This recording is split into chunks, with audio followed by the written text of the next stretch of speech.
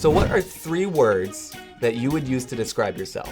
Go ahead, take 15 seconds, write them down. Don't overthink it. Just the first 3 words that come to mind. Write them down in your note card. I'll be right back.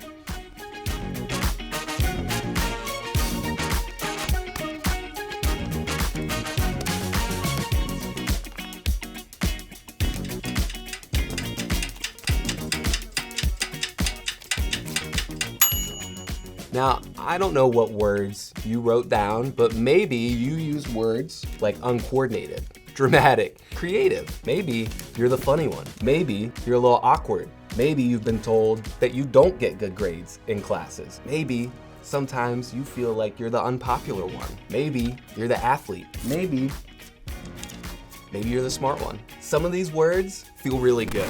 When we hear them, when people say them about us, it feels really good and we feel great about ourselves. Some of these words have the opposite effect. You know, I was watching a TikTok and somebody talked about how when they were a kid, they asked their mom if they were handsome. And without skipping a beat, the mom looks at him and goes, "No." And he's stunned. He's like, "What do you mean?" She's like, "Well, you're interesting looking." What do you do with that, right? Is that a compliment? Is it not? I mean, he took it in kind of a positive way, like, "Oh, I'm interesting looking," but anybody else could hear that and be like, "What do you mean? I'm not handsome. What do you mean I'm not beautiful? What do you mean I'm interesting? What does that mean? Is it my ears, my nose? What does that mean?" These words, whether they're true or not, they turn into labels that we wear, labels that maybe we put on ourselves or labels that other people put on us. And after we hear them enough, these labels, they become our identity. They become who we are. You're not just Jack, you're the awkward kid. You're not just Abigail, you're the unpopular kid. You're not just Avery, you're the unathletic kid. So what kind of labels are you wearing today? Are they positive? Are they negative? You know, even positive labels have problems because nobody's perfect. So if you're the athletic kid, what happens when you get injured and you can't play sports for a year? Are you still the athlete? Or if you're the kid that always gets good grades, you're the smart one, what happens when you get an F on a test and your whole world comes crashing down? Are you still the smart one? See guys, these are the problems that come with labeling ourselves or letting other people label us. We need a new perspective. We need someone else to label us because they're not working. But to do this, to get a new perspective, we've got to go all the way back to the beginning. So Collide, I want you to open up with me to the very beginning of the Bible in Genesis chapter 1. This is where we get the story of how God created everything. Everything you see, the moon, the sky, the ocean, the trees, the animals, and us. This is where God creates people.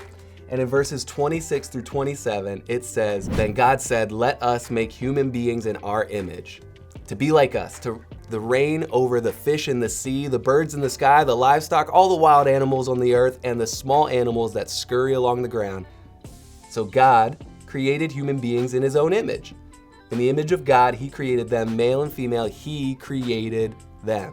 Now guys, there's so much in just these 2 verses, but I want you to understand is that God created us so he gets to define us. He gets to say who you are and what you were created for. And I can't tell you who you are. Your friends can't tell you who you are. And honestly, here's the good news. Neither your haters, doubters, or bullies can tell you who you are. This is such good news. That means that all these crappy old labels, they're not really you. People may say them about you, but they don't have to become your identity. And when you rely on other people to label you, you develop a low self-worth, a low view of yourself. It's all tied up in what other people say about you, and that's gonna be a mixed bag. Some of them are gonna be compliments, some of them are gonna be insults, half-truths, straight-up lies. It's a recipe for disaster. It's a mixed bag. But when you rely on God, to label you, you develop security. Because God is perfect, he's consistent, he's trustworthy, and you can have confidence knowing that what he says about you is what's most true about you. And listen, I need you to lean in for a second. I need you to look me in the eyes because some of you guys, you just need to hear this. This is what you need to hear most today. You are so much more than what other people say you are. You are who God says that you are. Man, write that down on your note card. I am who God says that I am. That's the label that I want you to walk out of here with today. I am who God says that I am. But now, in order to live this way, you gotta actually know what God says about you. So throughout this series, we're gonna unpack new and better labels that you can wear. Labels that remind you of who God says that you are. But for today, you gotta start with the labels you're already wearing.